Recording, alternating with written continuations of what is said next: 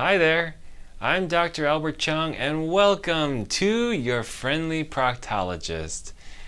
In this channel we discuss issues about your bottom end health, and I hope you can relate or learn a thing or two. Please like and subscribe, ring that bell, because I want to bring you more videos, and I definitely want to spread the word out because more people need to know how to take care of themselves and more people need to learn about this part of our bodies, right? Well, today I wanted to discuss an issue that's pretty controversial, and I think you will be surprised about what I have to say today. And we hear this word so much. If you were to talk about poop, if you were to talk about hemorrhoids, this word will come up without fail. What word is that? The word is fiber. Yes, F-I-B-E-R. And if we were talking about it in the context of our hemorrhoids, right? I'm sure if you went to see a doctor because you had some irritation or bleeding down there, this is probably how it would go, right? You'd come into the office. You would say, "Doc, I've got an issue. I've got some hard poop. My hemorrhoids are bothering me." And before you can even finish that sentence, the doctor says to you, "You know what? You need fiber." And so you go home and you say, "Okay, you know what? I need more fiber. Doctor said I can take fiber in so many ways, so you know what? I found this thing. It's off the shelf, fiber powder." So you start taking that. 2 weeks later, you see the doctor again and you tell him or her, you say, "Doc, I've been taking fiber like you said, and you know what? I'm still having the hard poops and my poop isn't really getting softer." And the doctor, even before you can finish that thought, says, "You know what? You need more fiber."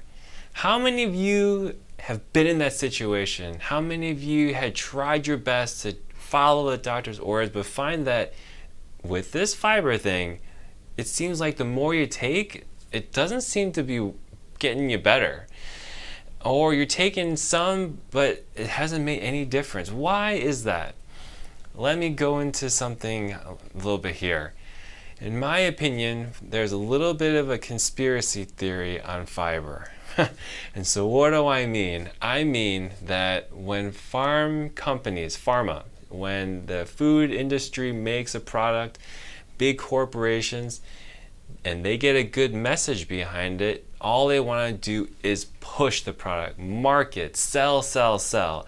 And what's the good message behind fiber? Well, it's great for your digestive system, diabetes, heart, on and on and on and on.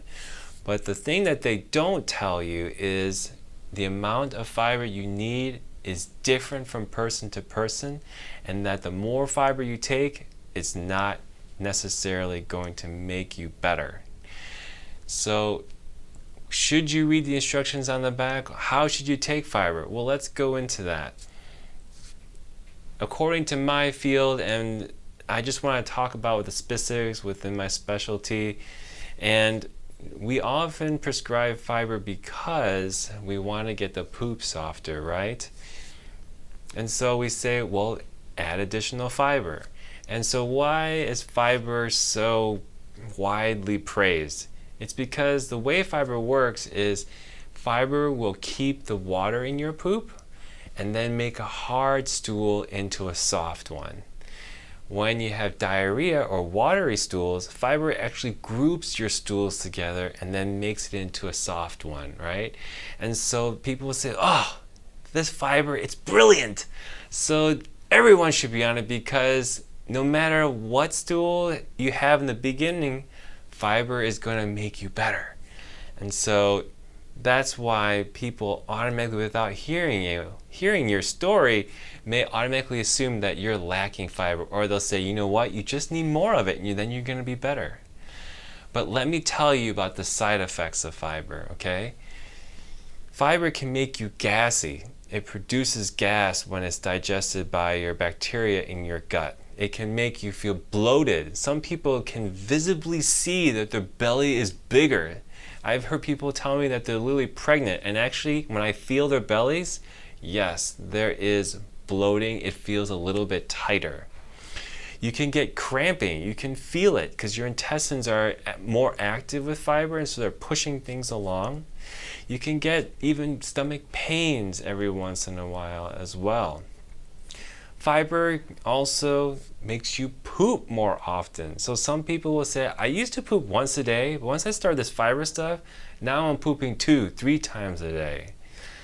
Another thing fiber can do is make you fart more.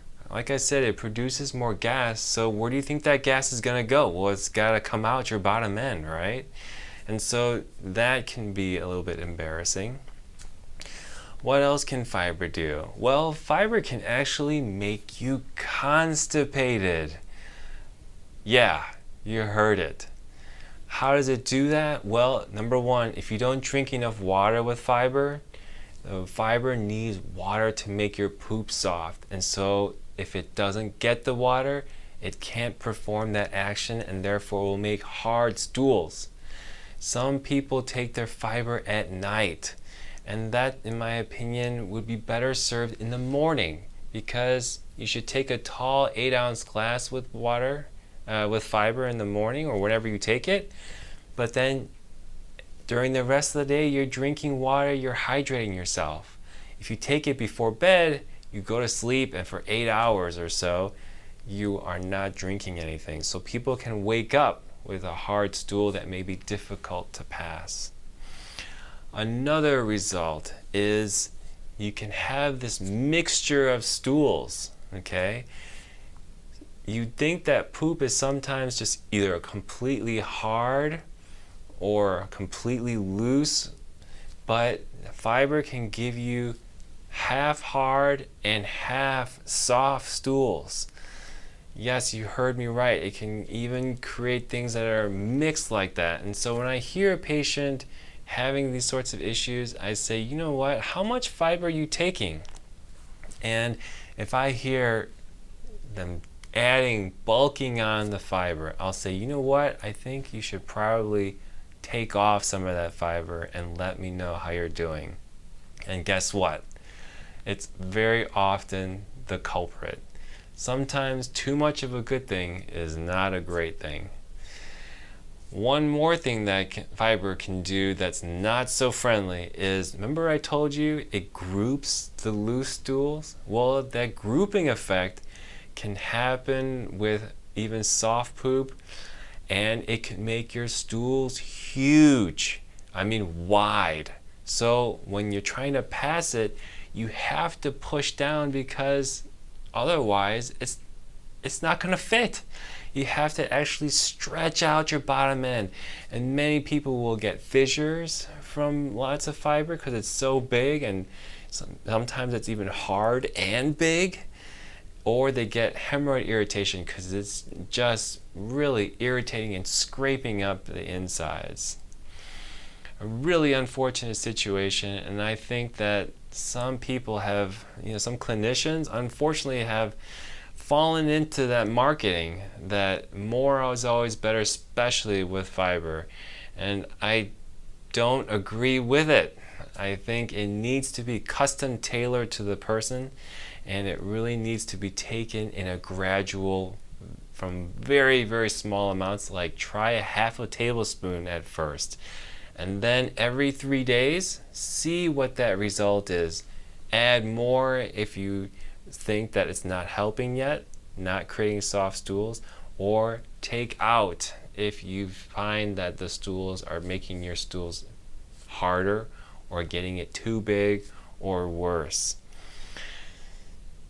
Thank you so much for tuning in today. I really appreciate it. This is a topic that I go through with pretty much all of my patients, just because there's so much marketing, so much advertising, so many voices talking to people all the time, and multiple media platforms. I want to make sure that you understand how these products can be helpful for you and could potentially be not so good for you. So I appreciate you again. I want to thank you for viewing. I can't say it enough. Please leave a comment below. Let me know how I'm doing and ask your questions. Thank you and have a good day. Bye-bye.